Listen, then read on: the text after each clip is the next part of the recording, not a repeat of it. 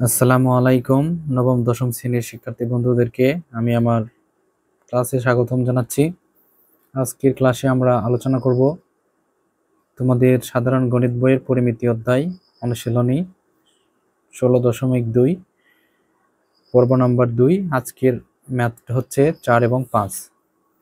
বন্ধুরা, পরিমিতি অধ্যায়ের অনুশীলনী 16.2 এর আজকে আমরা 4 এবং 5 নাম্বার ম্যাথটি সমাধান করব। আমি তোমাদেরকে বুঝিয়ে দেওয়ার চেষ্টা করতেছি।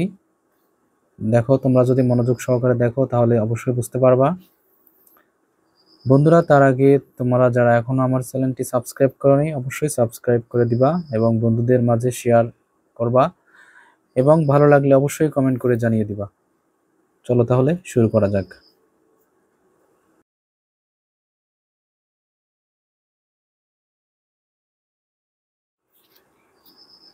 বন্ধুরা, 4 নম্বর প্রশ্নটি তোমরা লক্ষ্য করো। দেখো, 4 নম্বর প্রশ্নে বলছে একটি বর্গাকার মাঠের বাইরের চারিদিকে 5 মিটার চওড়া একটি রাস্তা আছে। রাস্তার ক্ষেত্রফল 500 বর্গমিটার হলে মাঠের ক্ষেত্রফল নির্ণয় করো। তাহলে চলো আমরা ম্যাথে ফিরে যাই। দেখো, এটা একটি হচ্ছে বর্গাকার মাঠ। এই যে তুমি দেখতে পাচ্ছ হলুদ রং করা যে অংশটুকু, সেটা হচ্ছে বর্গাকার মাঠ।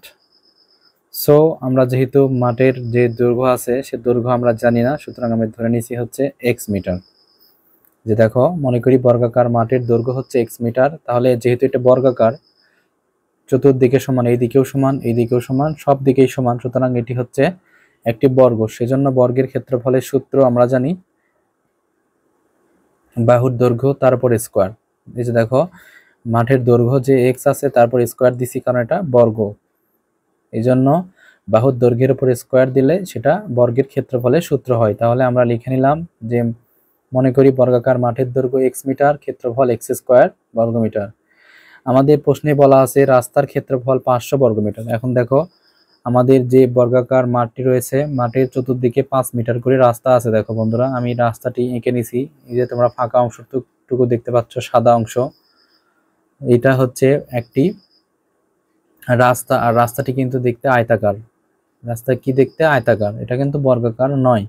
চতুর্দিকে রাস্তা রয়েছে, তার মানে এই বর্গাকার মাঠ যে রয়েছে সেই মাঠটির পাশে রাস্তা থাকার কারণে রাস্তা সহ এই যে মাঠটি কিন্তু বর্গাকার। সেজন্য আমরা রাস্তা সহ মাঠের হিসাব করব, মাঠের দৈর্ঘ্যের হিসাব করব এবং ক্ষেত্রফলেরও হিসাব করব। তাহলে আমরা জানি যে দেখো, আমাদের প্রশ্নে দেওয়া আছে রাস্তার ক্ষেত্রফল 500 বর্গমিটার আর রাস্তা সহ মাঠের ক্ষেত্রফল তাহলে কত হবে?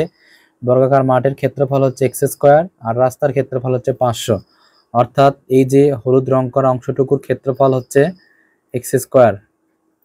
আর এই যে রাস্তার ক্ষেত্রফল, চতুর্দিকে এই রাস্তার ক্ষেত্রফল হচ্ছে 500, তার মানে এই পুরোটার ক্ষেত্রফল যেটা হবে রাস্তা সহ মাঠের ক্ষেত্রফল, এই পুরো অংশের ক্ষেত্রফল হবে এই দুটি ক্ষেত্রফলের যোগফলের সমান। দেখো, এই যে যোগফলের সমান এক্স স্কোয়ার প্লাস 500 বর্গমিটার। আমি এটা লিখে নিছি।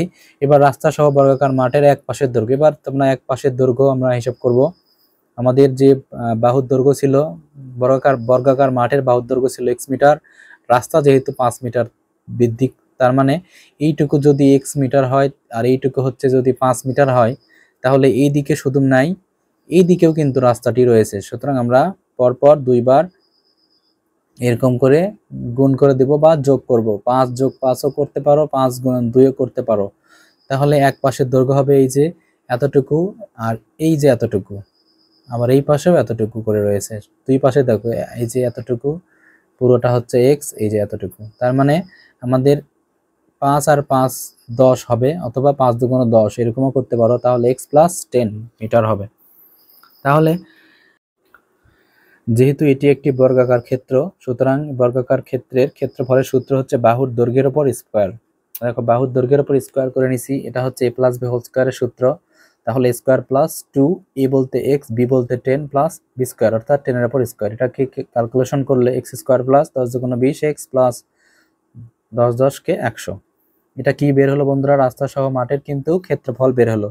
আর আমরা জানি রাস্তা সহ মাঠের ক্ষেত্রফল যে আগের অংশটুকু ছিল, এই দুইটাই তাহলে সমান সমান হয়। এটাও রাস্তা সহ ক্ষেত্রফল, এটাও রাস্তা সহ মাঠের ক্ষেত্রফল।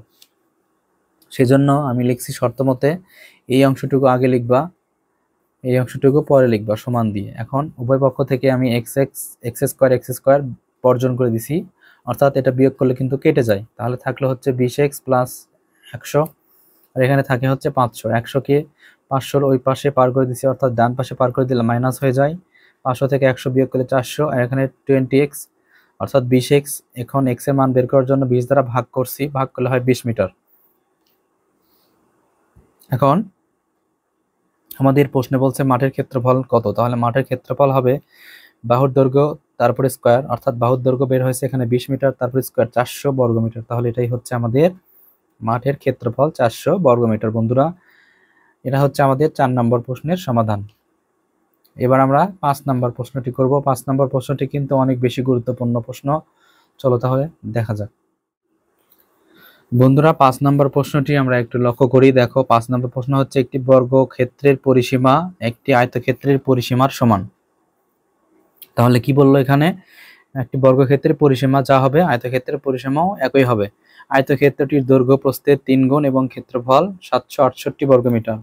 প্রতিটি 40 সেন্টিমিটার বর্গাকার পাথর দিয়ে বর্গক্ষেত্রটি বাঁধাতে মোট কতটি পাথর লাগবে? তাহলে আমাদের পাথরের সংখ্যা এখানে বের করতে বলছে। এখানে কিন্তু দুইটা ক্ষেত্র রয়েছে, একটি বর্গক্ষেত্র একটি আয়তক্ষেত্র। যেহেতু আয়তক্ষেত্রের হিসাব এখানে দেওয়া আছে, বর্গক্ষেত্রের নেই, সুতরাং আয়তক্ষেত্রের যে হিসাবটুকু রয়েছে সেখান থেকে আমরা বর্গক্ষেত্রের হিসাব করব। সো প্রথমে আমরা আয়তক্ষেত্রের কাজ করব।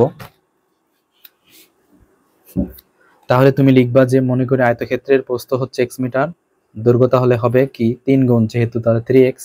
ক্ষেত্রফল কত হবে, দৈর্ঘ্য গুণন প্রস্থ 3x, আর এখানে হচ্ছে x, তাহলে গুণ করলে হচ্ছে 3x স্কোয়ার বর্গমিটার। যেহেতু আমাদের ক্ষেত্রফল দেওয়া আছে এখানে 768, এটা কিন্তু ক্ষেত্রফল, এটাও ক্ষেত্রফল। সো 3x স্কোয়ার সমান লেখা যায় 768। দেখো 3 দ্বারা আমি ভাগ দিছি, ভাগ দিলে হয় 256, x স্কোয়ার কে রুট করে দিছি 16।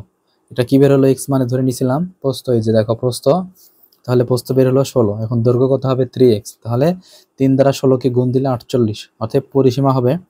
পরিসীমা আমরা কেন বের করব, কারণ আমাদের প্রশ্নে কিন্তু বলছে যে বর্গক্ষেত্রের পরিসীমা আয়তক্ষেত্রের পরিসীমার সমান, এজন্য আমরা পরিসীমা বের করব। পরিসীমার সূত্র হচ্ছে 2 × দৈর্ঘ্য প্লাস প্রস্থ।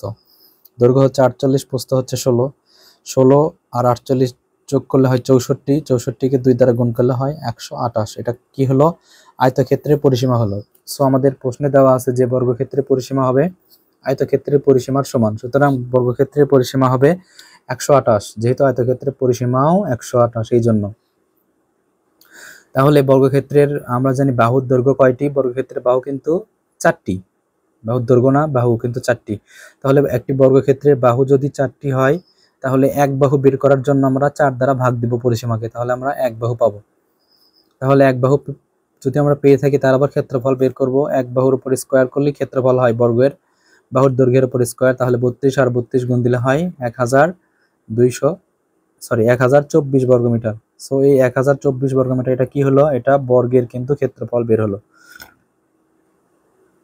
আমাদের প্রশ্নে কিন্তু বলছে কতটি পাথর লাগবে বর্গক্ষেত্রটি বাঁধাতে। তাহলে আমরা যখন কোনো পাথর, টাইলস এবং টালির হিসাব করব, তখন আমরা খেয়াল রাখবো যে যেটা বাঁধাতে হবে সেইটার ক্ষেত্রফল এবং যা দিয়ে বাঁধবো সেটার ক্ষেত্রফল আমরা ভাগ করব, তাহলেই হবে। সো দেওয়া আছে পাথরের দৈর্ঘ্য 40 সেন্টিমিটার, সেন্টিমিটার থেকে মিটারে প্রকাশ করার জন্য আমরা 100 দ্বারা ভাগ দিছি। 100 দ্বারা ভাগ দিলে হয় 0.4 মিটার। এই যে এটা কি হলো, পাথরের দৈর্ঘ্য। তাহলে পাথরের ক্ষেত্রফল বের করতে হবে আমাদের। তাহলে 0.4 হোল স্কোয়ার, এখানে হবে 0.16 বর্গমিটার। তাহলে আমাদের পাথর লাগবে, উপরে হচ্ছে বর্গক্ষেত্রের ক্ষেত্রফল, নিচে হচ্ছে বর্গাকার পাথরের ক্ষেত্রফল। এখন দেখো বর্গক্ষেত্রের ক্ষেত্রফল হচ্ছে 1024 আর বর্গাকার পাথরের ক্ষেত্রফল হচ্ছে 0.16। আমরা যদি ভাগ করি তাহলে পাবো হচ্ছে 6400টি, অর্থাৎ 6400টি পাথর লাগবে। প্রিয় বন্ধুরা, এই হলো আমাদের 5 নম্বর প্রশ্নের সমাধান। আশা করছি তোমরা সবাই বুঝতে পারছো। যারা যারা বুঝতে পারোনি অবশ্যই কমেন্ট করে জানাবা, আর যারা বুঝতে পারছো তারা অবশ্যই লাইক, কমেন্ট, শেয়ার। পরিশেষে যারা সাবস্ক্রাইব করেনি অবশ্যই সাবস্ক্রাইব করে দিবা। বন্ধুরা, পরবর্তী 3 নম্বর ক্লাস দেখার আমন্ত্রণ জানিয়ে আজকের মতো এখানেই শেষ করছি। আল্লাহ হাফেজ।